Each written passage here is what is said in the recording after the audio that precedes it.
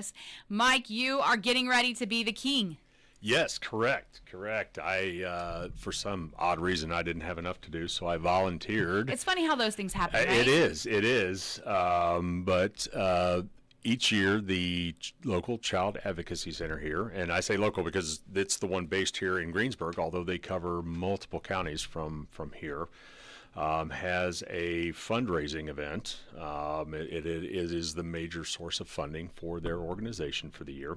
And they have the counties who are served by their group pick a king and a queen. Unfortunately, my wife had a conflict, so this year we're going to do a king and a princess. My lovely daughter Laurel has volunteered, or voluntold, I'm not sure how she phrased it. Voluntold gets happened a lot as Yes, a daughter. yes. So I can't remember how she exactly phrased it, and I'm sure there are other words that we're not supposed to say on the radio intermixed in there. But she agreed to help me out with this, and so we are going forward, and we're trying to raise as much money as we can for the organization.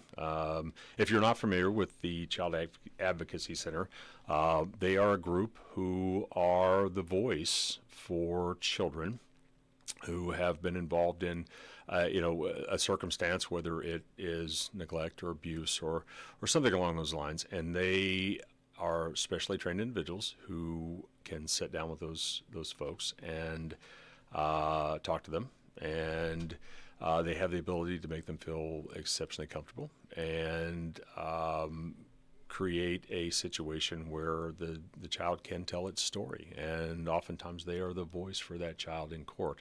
So it's a tremendous help, not only for the children that are involved, but they also help with the Department of Child Services and law enforcement in general in helping get convictions for those folks that have hurt those children. You've been in law enforcement for how long? This January started my 34th year, so long time. You've had a long history, though, of being able to see where these child advocates play a huge role in the outcomes. Absolutely. So when I, many years ago, when I was at a police department in Tennessee, one of the things that I did as a detective was investigate those type of crimes. And we did not have it until the very end of my time there. And I actually had the opportunity to travel and see some of the different groups, but just to be able to have that training and see how it worked, and then see how it has evolved over the years. It's a tremendous asset to the law enforcement community, but more so just the tremendous impact they have on the mental health of those children is it's immeasurable. This event's coming up when? So it is February 7th. It is at the Lawrenceburg Event Center.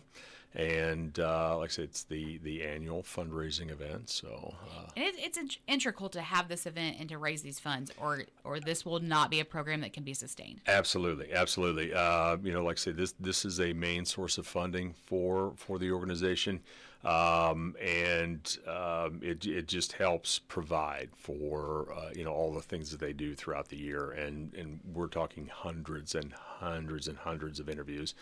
And not just with children. They also work with adults that have intellectual disabilities and may or may not have the ability to kind of articulate what has happened to them as well. So it's a far-reaching organization, and they just do a tremendous job. All right, you're fundraising for this because that's what this is all about. Correct. But the sheriff has upped the ante even more. He has for some reason.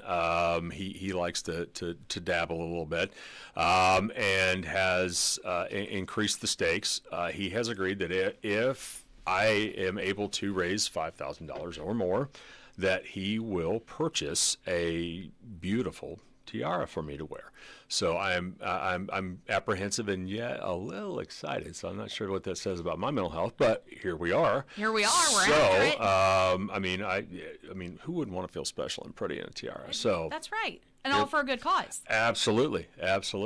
So if someone wants to make a donation, how do they go about doing that? So, and I have walked off without my paperwork, but if they go to the Child Advocacy Center website, they can click on the Mardi Gras event, and it gives a place to donate, and it's broken down by county. So myself and Laurel are listed under Decatur, and it's donate now. You click that button, and it will walk you through everything that you need to do. All right, we'll put that link on our website so it's easily accessible. Perfect. As we work towards our $5,000 goal. Absolutely. I'm sure nothing would please the sheriff more than to get some photos with me in a tiara. I think so. I can see the grin on his face already, can't you? Yes, absolutely. Because little known fact, little over a year ago or so, we dressed as he was Buddy the Elf and I was Papa Elf.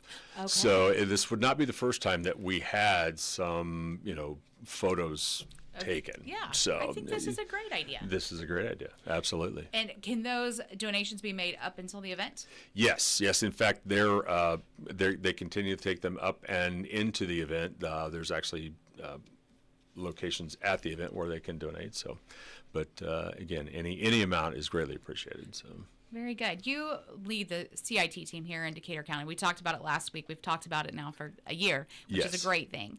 But we talk about wintertime just yucky.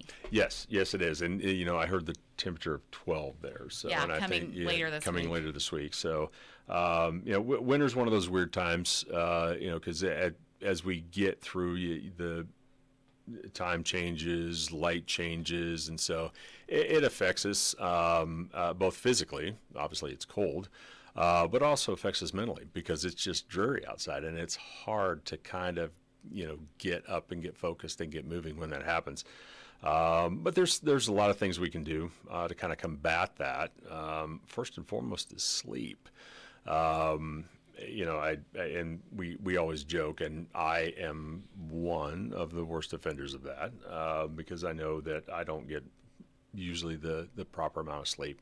But just sleep in general allows your body and your brain to kind of reset and create that environment that just makes you not only feel better physically, but feel better mentally. And another really, really important thing is light. And I'm not talking about screen light or phone light, actual light. Even if it's filtered through a window, just having that light and helping to regulate and reset the circadian rhythm of your body enables you, again, feel better physically, feel better mentally. So something as simple as just taking a quick walk outside, and obviously this time of year it is going to be quick. Very quick. But you'd be amazed of how much that just kind of helps you reset. I think too they've come out with kind of these new like warm glow lights. Have you seen these? Yes, and I have. I find that like even during my work day, if it's a little bit dreary, I have one in my office. I can flip it on, and it just gives you a little extra oomph, I think. Absolutely. So that was the other thing I'll touch on since you brought that up about light. That's been controversial because it's always been it's natural sunlight. You have to have sunlight. But a lot of the more recent studies have shown that even artificial light is light. It helps you kind of engage the day. You wake up, you're moving until you can get to sunlight. Any light will do. Do you feel like this time of year, and I'm going to come from my perspective here in a minute too, but this time of year that you as a CIT group or across the community, do you see more of the mental health issues or start to go that way during this time of year? We do. And again, it's for a variety of reasons. Most of them are because of the change in light and dark. The change in environment, folks aren't able to get out as much. So when you're kind of cooped up inside, it allows your mind to kind of go and wander. So we see a little bit of increase. Plus, you combine that with the holidays and everything else, and so. And I think the financial stress with holidays. Oh, absolutely. Gas bills, electric bills, just the cost of everything is so much higher in the wintertime. It is. Electric. Everything. So it really creates that kind of perfect storm that folks will struggle from time to time, and we just. try and throw out those tips and tricks, and just give them a reminder that there is help out there if they need it. As of today, we are 51% of the way through winter. I saw that statistic this morning on the news. So we're over the hump. We're over the hump. We're over the hump. We're pushing towards spring, so it's going to be warm and sunny, and absolutely, we're getting there. But there is a lot of help, though, in the community, and you and I are fortunate to be able to work with the Lilly Grant and the United Fund and Community Foundation. CIT is a big piece of what's going on in the community. I know we've talked about it, but if people are out there and they're struggling and they need help, how can they get a hold of CIT? Just pick up the phone, call in the Sheriff's Department, ask for somebody from the CIT team, and we are more than happy to reach out and help in any way that we possibly can. We have a lot of resources, a lot of suggestions, and a lot of folks who are more than happy to wrap around and make sure that folks are getting the resources and the help that they need. We always encourage people because that stigma comes with mental health. But then I think we've worked really hard in this community to break that down. But it's okay to ask for help. Absolutely. One of the hardest yet one of the bravest things that you can do for yourself is to say, I need help. And that hasn't always been a popular thing to do. But it's essential. I mean, yes, there are those people that will drive through and they will do it on their own and they will make it out the other side with absolutely no problem whatsoever. But for the folks that are struggling or struggle from time to time, there's a hand, there's a heart, there's help. So all they have to do is just reach out. Look around the community, and we have DCMH who provides primary care. If you don't have insurance, can't afford that, we have the community health care clinic that provides that, and mental health services will be opening very, very shortly there. So we, always call and yes, ask. Call. I mean, if we can't find it here, we'll find it somewhere. So I mean that we have a tremendous amount of resources here in the county, but we also have a tremendous amount of resources outside that we can tap into. So there's no reason to not ask for help, and we will make sure that you get it. Absolutely. Get outside, even if you get to the mailbox. It may not be a long walk, but at least it's some fresh air. And it's going to be a quick walk. It will especially on a day like today. So. And who knows with the snow coming, but. That is very true. Very true. I'm voting for no snow. That's my pick. See, I'm mixed. I'm mixed. Yeah. I can do it a little bit, but if it weren't for if we could have warm snow, that would be perfect. I could go along with that one. So, in Dubai they have an indoor ski thing. So, I mean, why can't we just have warm snow? I don't know why. Miracles they can have happen. it in the middle of the desert. Why can't we have it warm snow here? I know. So. That's right. It can happen. Well, CIT continues to grow, though. We're very proud of the whole group you've done. You've done an amazing job. Thank you very much. Like I said, the community is wrapped around it, and if you need help, call. That's all we ask you to do. Absolutely. I do have to give a quick shout out to all the ladies back in admin because I know they're listening. Not only because I'm on the radio, but they're really just wondering what's going to come out of my mouth. And the sheriff's probably sitting in his office with his head in his hands. But, it is what it is. So. Well, the sheriff didn't think you should have your own show. He did not. He was a little nervous about it. He was. And so now he's really shaking his head. He is a little nervous when I go out in public in general. So sometimes things just come out and we can't help it. It is true. Every once in a while the intrusive thoughts win, and here we are. So that's right. Well, once again, you are running for King and Princess. Correct. And that is coming up on February 7th. So we've still got, 2.5 weeks to get there? 2.5 weeks. 2.5 weeks to get that tiara. So that's right. We just need 5,000. Just 5,000. If you've got $1 to give, that's absolutely that anything helps. Anything helps. All right, we'll get that link put up on our website so you can access it easily because we want to see you in a tiara.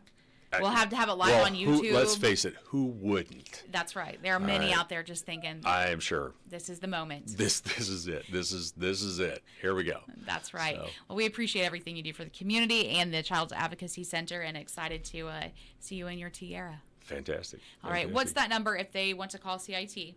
So it is the department number. So it is 812-663-8125.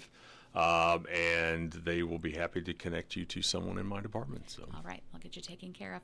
All right. Mike, thanks so much for being with us this morning. Thank you for having me on. I appreciate it. It's 10:18 here on Tree Country 1330.